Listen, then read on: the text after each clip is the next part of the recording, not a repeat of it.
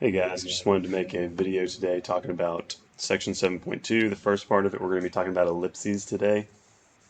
Ellipses are just ovals, whatever you would probably used to calling them. Let me scroll down. We've got this resource from our book here. It's a chart with a ton of information about everything that you need to know about ellipses, and I've circled here in blue.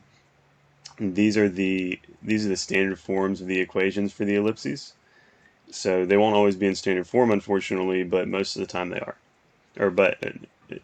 Not most of the time, but fortunately for us, we're going to start by talking about them in standard form. Okay, and uh, so they can be oriented sideways or horizontally, and they can be oriented up and down or vertically.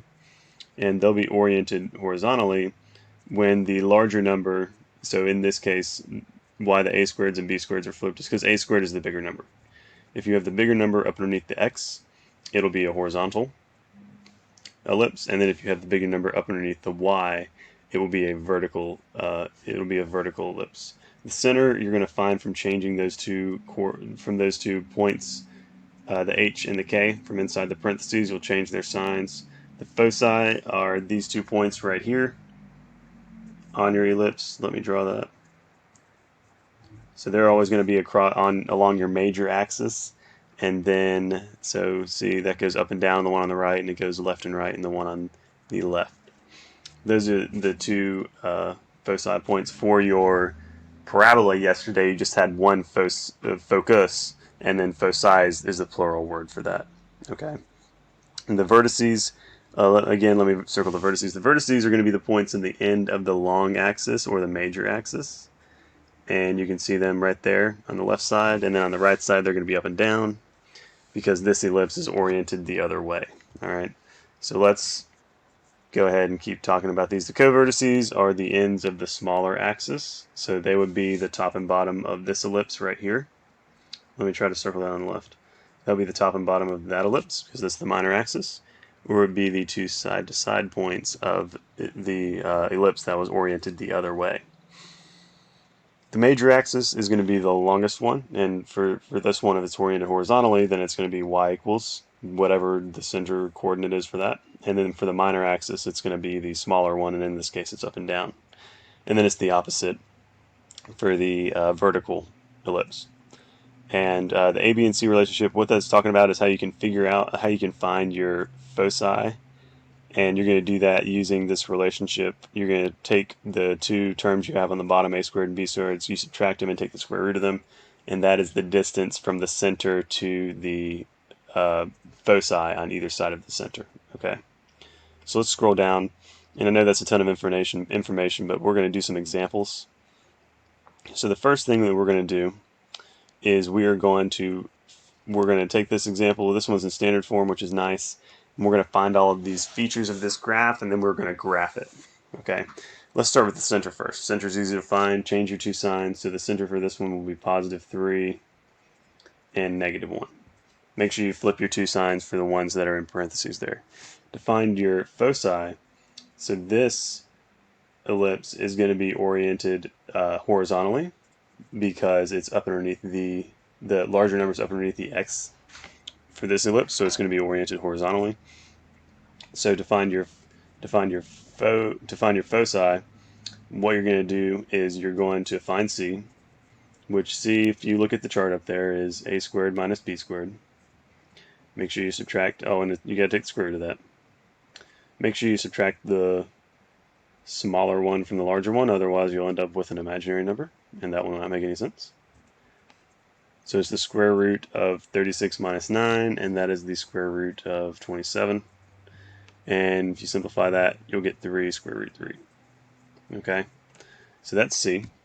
And what you're going to do is you're going to add or subtract that from the x coordinate to find the foci, because the foci will be on the left and right side of this graph, of this axis, because the major axis will be side to side here. So we're going to change the x coordinate and the y coordinate, and you change it from the center. So keep your y coordinate the same, and then I'm going to add and subtract. I need to leave myself a lot more room. And you can actually write your foci as 1 point, or you can write it together as 1, because you'll do whatever the coordinate for your center was, 3, and then you'll plus or minus 3 square root 3. So that's your x coordinate, and then it's comma negative 1. So you can write that in, you can break that up and write that in 2 points if you want to, but it's fine if you don't. For your vertices, what you're going to do is you're going to figure out, so if you take the square root of a, and I'm going to circle it, a is the larger number on the denominator here, 36 in this case. If you square root that, you'll get 6. What that is, that's the distance in either direction from the center to the end of the ellipse. Okay, and we're going to graph all of this, and then you'll see what I'm talking about. So for this one, the vertices are going to be 3 units to the left, and 6 units to the left and 6 units to the right of our center, and that's going to be along our horizontal axis. So for 3, I'm going to subtract 6, which would give me negative 3 for that left vertice. Then for my right vertice, I'm going to add 6 to it, so that would give me 9, negative 1. That's supposed to be a 9. Okay. Our co-vertices, you're going to take the square root of the other number, the smaller number, underneath, whether it's underneath x or y. This one's underneath y. So if you square root that, you're going to get 3. And then, so our co-vertices, you're going to add and subtract that from the opposite of what you just did for the vertices. So you add or subtract that from the y value here. So that's going to give us, if you take away 3 from negative 1 for the first coordinate, you keep your 3 the same. The x value, subtract out 3 from negative 1, that'll give you negative 4. And then for your other co-vertice, you want to do negative 1 again, and you're going to subtract out, you're going to add 3 this time, and that's going to give you 2. So add 3 to the y value the second time. And then the major axis is just, this one's going to be y equals. It's kind of the opposite of what you would expect it to be. If the larger number is underneath the x, then the major axis is a y equals line because that's horizontal. So it's y equals negative 1, that y coordinate. And the minor axis, in this case, since it's going to open horizontally, or it's going to be oriented horizontally, then the minor axis is going to be the x, and it's just going to be x equals the x coordinate, which is 3 here. Not x equals x equals 3. Okay, so let me move over, and I'm going to try to find some room to graph this thing, now that we know all of the features of this graph. So let's move over just a little bit more.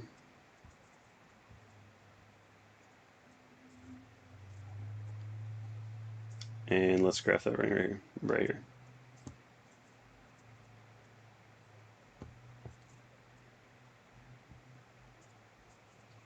All right, so we know the center, if you come back over here and look at the center was at 3, negative 1. So you're going to go over 3, down 1. You go over 3, down 1. That's 3, negative 1 right there, the best I can do.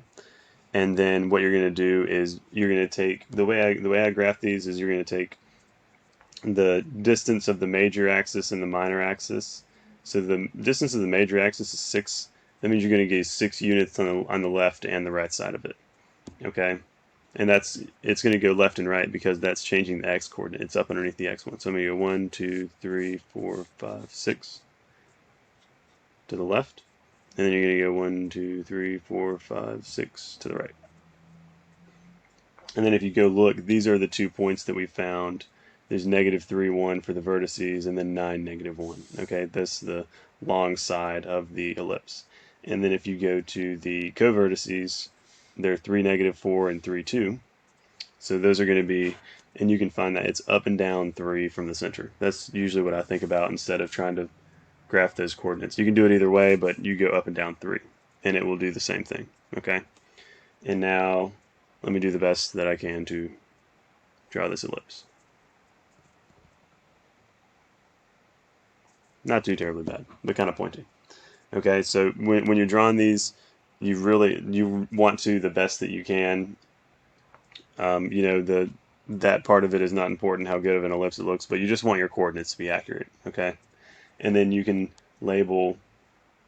You don't have to, but your focus is going to be, or your 2 foci are going to be on either sides of these. 3 plus 3 square root 3 plus, and then minus 3 square root 3 on the other side. Those would be your 2 foci, f1 and f2. But this graph doesn't have all the square roots on it, so it's not going to be accurate anyway. Okay.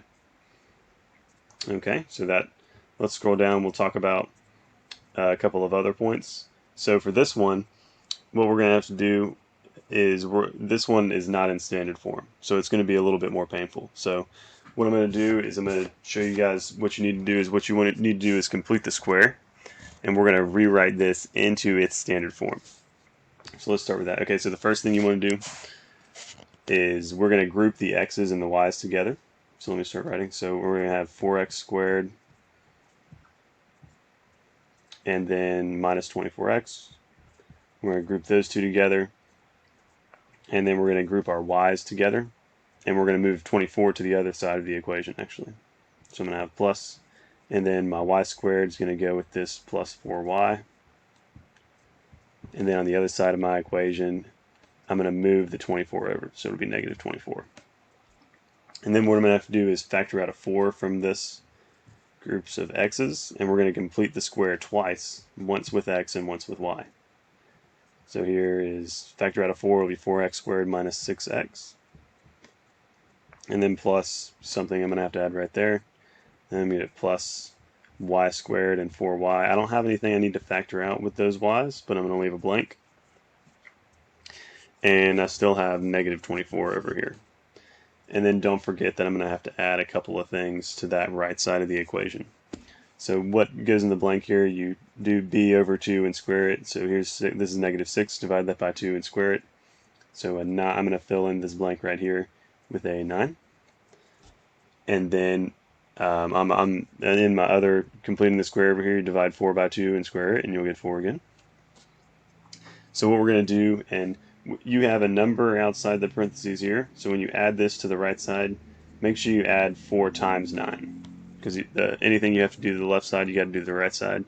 We're going to add 4 times 9, which is 36 to this side, and we're also going to add 4 to this side from our other blank. Okay, so far that will give me 4x squared minus 6x plus 9, and then I've got plus, here I've got y squared plus 4y plus 4. And then it equals, I'm going to do 24 plus 36 plus 4. So negative 24 plus 36 should give me negative 12. And then should give me positive 12. And then plus 4 would give me 16. Okay? And then the last thing you want to do is make sure you get this set equal to 1. So I'm going to divide both sides by 16. And what that's going to do is that's going to cancel those out on the right side, and it's going to make it equal 1, which is what you want your standard form of the ellipses to be in. So when I divide this, if you think about dividing this by 16, there's a 4 in front of that, so the 4 and 16 will simplify to where you have, and this comes out to be x minus 3 squared. You finish completing that square, and then it's over 4 over 16 reduces to 1 over 4. And then plus, when this y polynomial is y plus 2 squared, I guess it's quadratic. And then it didn't have anything to simplify with it, so it's over 16. Make sure you divide both of those things by 16. Alright, and now what we're going to do is we're going to go list out all of those different points from this, or I guess not points, but we're going to go list out all of these different features using the standard form equation. And I'm running out of time, so I'll have to stop for a second and then do that and the last problem in the next part.